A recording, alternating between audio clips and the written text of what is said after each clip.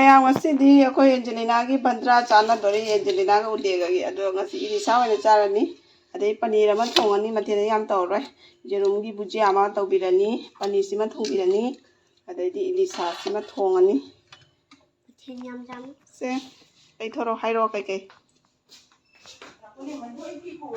ꯍꯧꯔꯝꯃꯦ ꯁꯦ ꯃꯌꯥꯝ ꯍꯧꯖꯤꯛ ꯍꯤꯟꯖꯥꯡꯁꯦ ꯊꯣꯡꯅꯕ ꯇꯧꯈꯠꯂꯒꯦꯀꯣ ꯑꯗꯨꯝ ꯕ꯭ꯂꯣꯛꯁꯦ ꯃꯈꯥ ꯇꯥꯅ ꯑꯗꯨꯝ ꯌꯦꯡꯃꯤꯟꯅꯁꯤ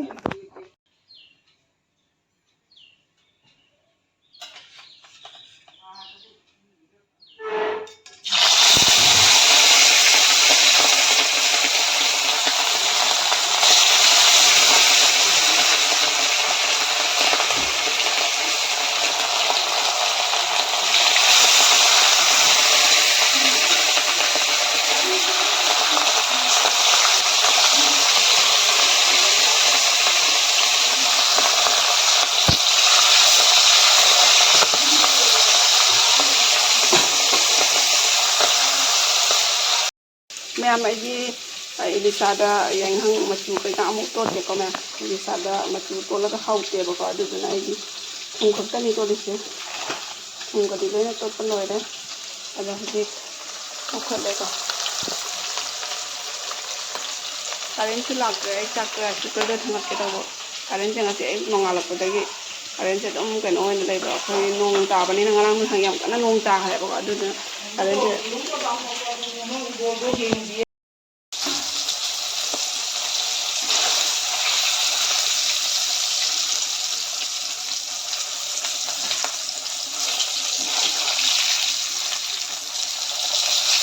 से इलिसा से हम काहेंदना काहंदबा दो अखोय अंगांगदो कारदि हेक्ता कादरि हेक्ता तानिंदेबको आइदि काददो काइदि आइदि काबाइदि हिंदना काबना तब सिबौदो कमललबनी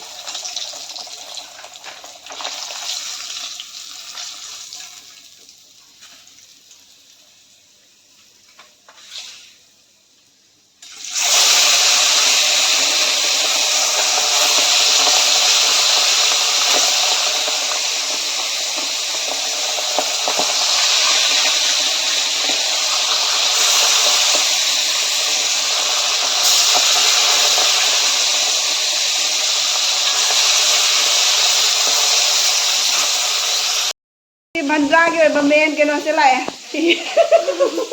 बंद्रा की मप्पू से चला जा ए मको काय चालो चालो इसके लाउने नु वाव इसके लाउने ये बंद्रा से खुदे चौबरी ना तौदोरी मे माई बंद्रा से मयाम उरगा ngakani ngasi की बंद्रा से yengu खुदे का से तना ngasi मतौ मानद्रो Bandra चागा तबगी मिगा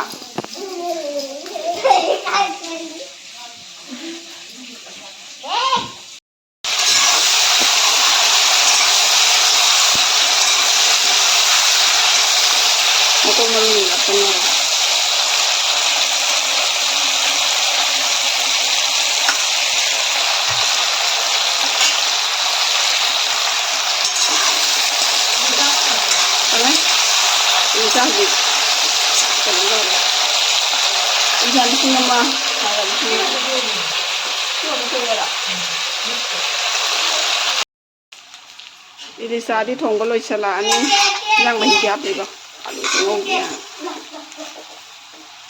lagi pani powdri tunggu dia tadi sinju tunggu dia sinju tau ke tau tan tau nu nga thong mo de sinju tani mo de nga thong mo de sinju học được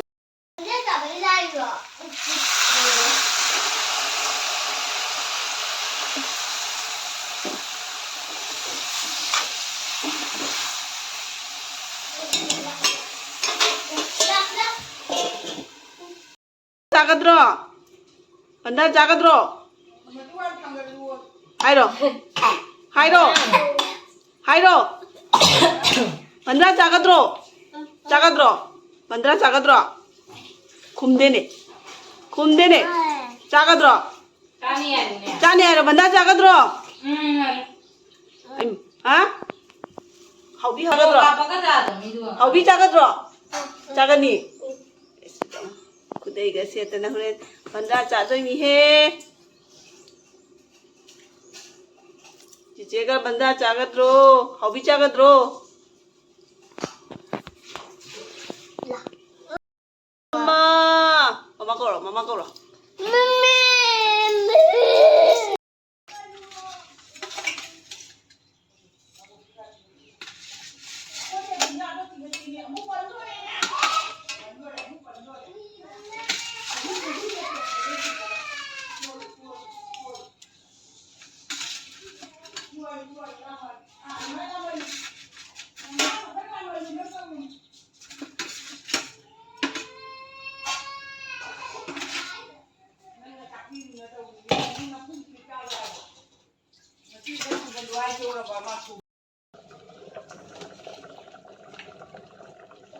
Oh, I see que no viene a traer panir.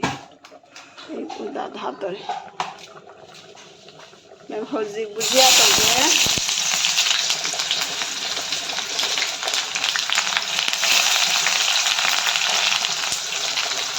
ये भुजिया चांद तो हो गया तो ये मतलब ना पनीर थोंगे तो कुछ होगा आलू के रंग कुतो बनो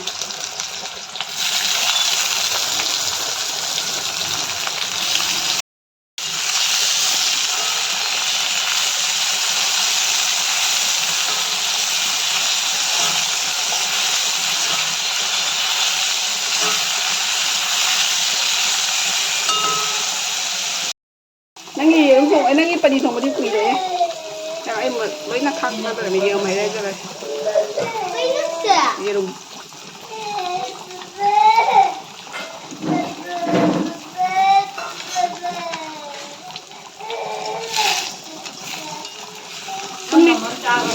तुमने ngay rồi mai chưa हे कोई ना चक mai chak kuna chamina ma on the pihen ma ko pahen na ho to ge to ba tung ni to na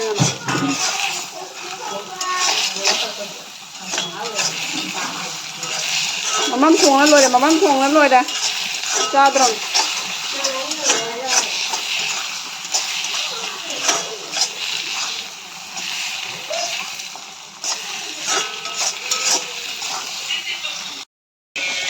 Em ngã thùng bát đi lôi chân này, đó pani dưới sòn đã oi là thùng nhá, giờ đồng bùi chi lôi là pani nè,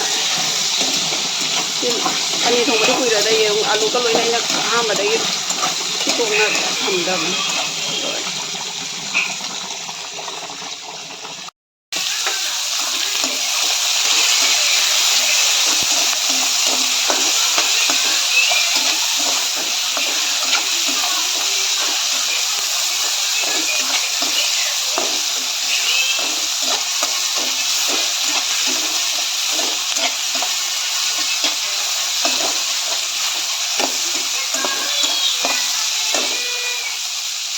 Ai sih kah baca?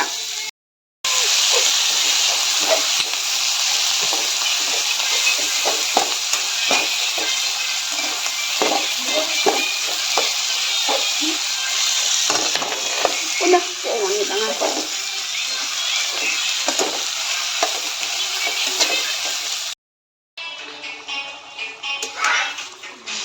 Pani hap ya kau ada hujik sanggong matang hei ya.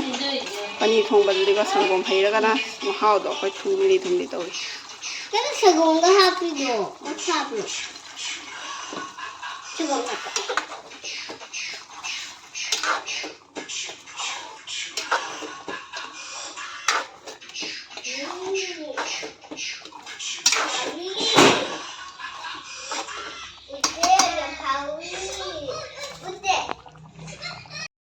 Ma'am lôi re Elisa thong ba siga lai re pani thong bani ko ma'am sina pani thong ba ade di sina yerum bujia mathel ga di yam de ko ma'am siju ga tau ba tan na tau de du na yerum bujia siga lai re de ma'am sa na ba tau ni ba ma'am ko nu pa je ko bandra chari mai bandra se je ko Chobri bandra Iya, aku tuh ingin pergi ini. Aku cuy in baik lah podi. Emang kali gua kan nih. Baik kasi. Sat ke ini ya. Baik jadi na cha basu hai de ma. Kani udah video kayak ini apa nih coba? Cha cái đó thì murok nè. Oh. Kita enggak. Oh, langsung ke. Sen nung dam hang ya. Angelina how bro? मादी इलिसा थोंबसु चादे जेरुम बुजियादी चाय दे पनीर से मागी ओइना यामनदी मागी त ओइनादी खल्लगा थोंबीरबनी पनीर से मा बंद्रा से माने कनो ओइरगा इलिसा कोना चा लई तारे अदुदना पनीर से मागी थोंबीरे पनीर जम पमजेयबा हाउब्रो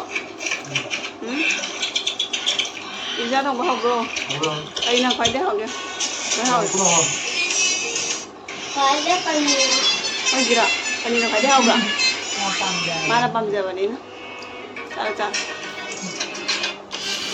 Mijao chụp cả thân này. Ôi, mijao su ka jam tasan ka re. Ako'y mijao su jam tasan ka re. Hào ấy chồng. Cái đồ cái này đúng cái ăn rang gì hết À rồi. quên rồi nè, thuồng thì Thong bấm đây. Ôi, di ai rồi. Ôi dè bà. Nên mấy đứa thùng mà chồng thì đi hầu với hiền. Cái mông nó lào Xin lắm lỗi. đó. Hai bên mà thôi ta dè. Cái nào cũng có cái tầm. Ay, kaya tawag niya mathabi nang niya. Kaya machada niya, kamdo na. Kamdo ko wala kanya, chak to, amu kamun niya, makum hangdo ka niya. Yes, na may tapthara ka niya. Patak lol halu. Ising kitang kangra ka sinay, ising kitang hapa ka niya. Ê, con này nhỉ. Chak lol, chak lol, ba hanga pa kayo. Hát lên thì cần nào nó. Am to. Hey. Sao cho nó hey. Wow. This hey. Nào.